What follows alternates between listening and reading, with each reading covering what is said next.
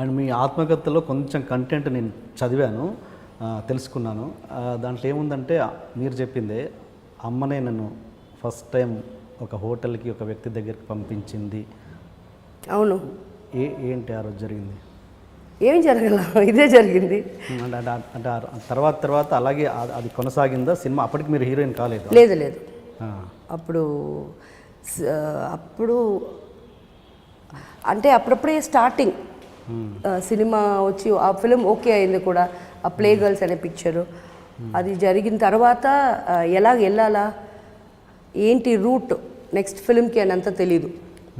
So ఆ టైంలో ఇది ఇన్సిడెంట్ జరిగింది. ఆమె మాట్లాడింది, ఇంట్లో ప్రాబ్లమ్స్ ఉన్నాయి వెళ్ళు అని. అమ్మ చెప్పారు, మా అక్కతోనే వెళ్ళాను ఫస్ట్.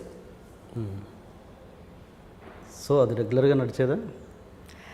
ఆ ఫస్ట్ టైమే జరగలే అసలు. పాపం ఆయన సారీ ప్లీజ్ అంటే వదిలేశాడు. బట్ నాకు చెప్పాడు, నాకు ప్రామిస్ తీసుకున్నాడు, నెక్స్ట్ టైం నేను వచ్చి నిన్ను కలుస్తాను, అప్పుడు దాకా నువ్వు వర్జిన్గానే ఉండాలని. అప్పుడు నేను అన్నాను, మమ్మీ కాడ చెప్పేయండి అయిపోయిందని అని. చాలా ఫూలిష్నెస్. అయిపోయిందని చెప్పగానే మమ్మీ సెకండ్కి రెడీ చేసేసారు. ఇతను ఫస్ట్ది పోయింది అంతే. ఓకే, అదే అంటున్నాను, అలా కంటిన్యూ అయిందా? అవును, ఆ టైంలో ఇంకేమీ లేదు కదా, అది అప్పుడు బిగినింగ్ స్టేజెస్లో. ఫిలిమ్స్ రాగానే అవన్నీ తగ్గిపోయినాయి. ఫర్గెట్ మలయాళం ఫిలిమ్స్, దాని ముందు కూడా ఫిలిమ్స్ అని స్టార్ట్ చేయగానే అవన్నీ తగ్గిపోయినాయి. మా బుక్లో మీరు ఇచ్చిన ఒక స్టేట్మెంట్ ఏంటంటే, నా కన్యత్వం ఎప్పుడు కోల్పోయినా కూడా నాకు తెలియదు అని ఉంది.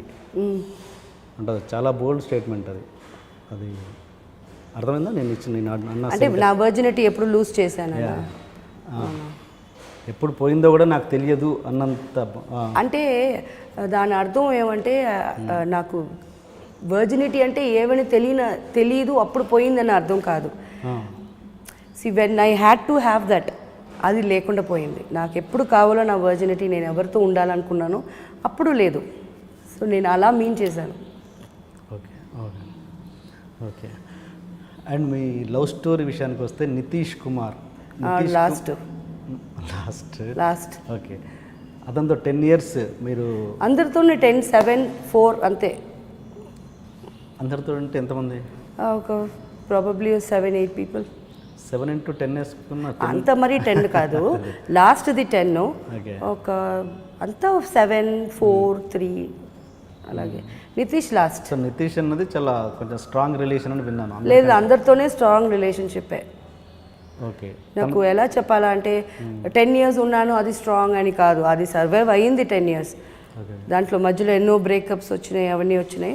తర్వాత వచ్చి జాయిన్ అయిపోతాడు, అందుకు అది లాంగ్ ఇయర్స్ అంతే. బట్ అదర్వైజ్ ఆల్సో నేను ఎవరిని లవ్ చేసినా strong enough, want to get married అంతే. ఎక్కడ తేడా జరిగేది? నితీష్తో ఏం తేడా జరిగింది? ఆయన ఎక్కువ తాగుతున్నాడు. వాళ్ళ ఫాదర్ నన్ను వచ్చి తిడుతున్నాడు, నేనే పోషించేలాగా. సో నాకు కోపం వచ్చింది, వద్దు అన్నాను. We'll split for some time because you drink అన్నాను. ఒక 1 month మళ్ళీ నాకు ట్రై చేశాడు, నేను ఎత్తలా, ఫోన్ లిఫ్ట్ చేయలా. తర్వాత డిసెంబర్లో చూస్తే నాకు పెళ్ళి అయిందని ఫోటో పంపించాడు. Okay okay.